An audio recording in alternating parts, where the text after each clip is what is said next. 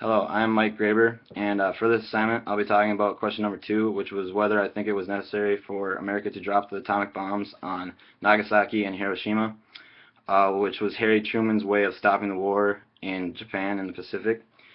Germany had already been defeated in World War II, but Japan was being stubborn by refusing to surrender, even though they were faced with the fact that they were probably going to lose anyway. And Japan was still racking up casualties, though, so something had to be done to make the war end. Truman wasn't exactly backed up in his plans to drop nuclear bombs on Japan, but he believed that doing so would prevent having to continue fighting in a war that could continue for years. Also, he thought America would become even more dominant after, um, by showing their military power. Truman's plan worked out in the U.S.'s favor in the end. Uh, Hiroshima was the first target. Located about 500 miles from Tokyo, it had a population of about 350,000 people. Uh, on August 6, 1945, a bomb named Little Man was dropped, killing about 80,000 people and destroying about 5 square miles of land.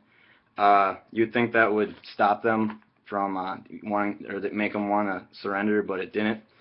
So 3 days later, another bomb named Fat Man was dropped on Nagasaki. The town was between a couple mountains, so the blast was stopped a little bit and killed about half the people and destroyed about half the land. Now to discuss whether or not I think it was necessary for Truman to go through such lengths to end the war. The mountain citizens killed in the bombings could no way be called a good thing, but after the Manhattan Project, Truman understood how much power he had by possessing such a deadly weapon, and I think this shows that he knew what he was doing and truly believed he was doing the right thing. I believe if we would not have dropped the atomic bombs in Japan, the war would have continued for a long time, maybe not years, but long enough where the casualties would have continued to grow.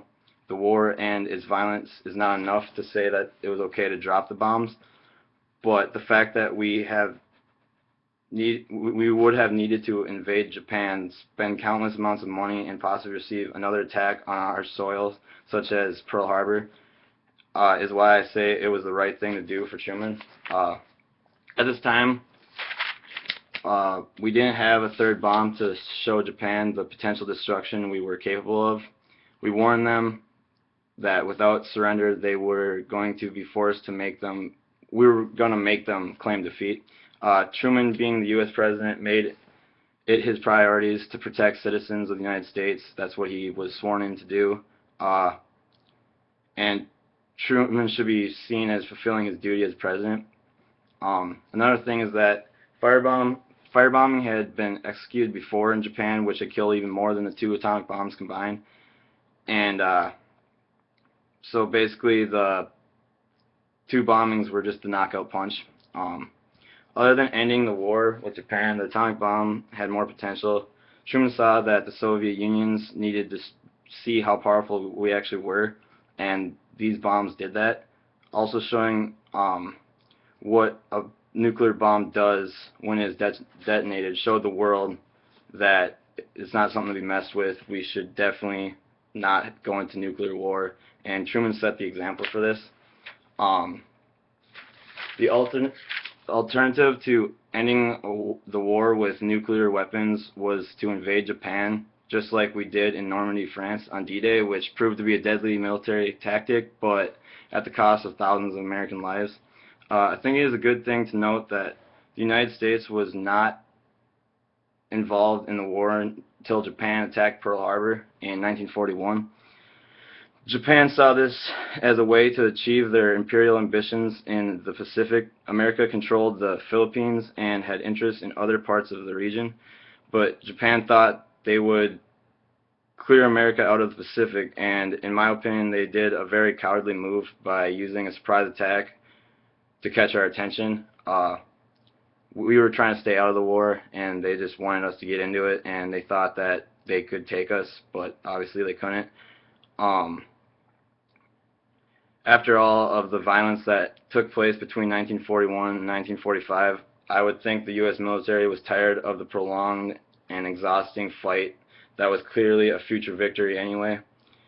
And Japan being the ones who started the fight, I guess Truman figured we deserved to end it if they didn't wave the white flag. I mean, we clearly warned Japan that we were going to show our power, and even though they might not have believed us, it was a mistake to think America didn't have something up their sleeve.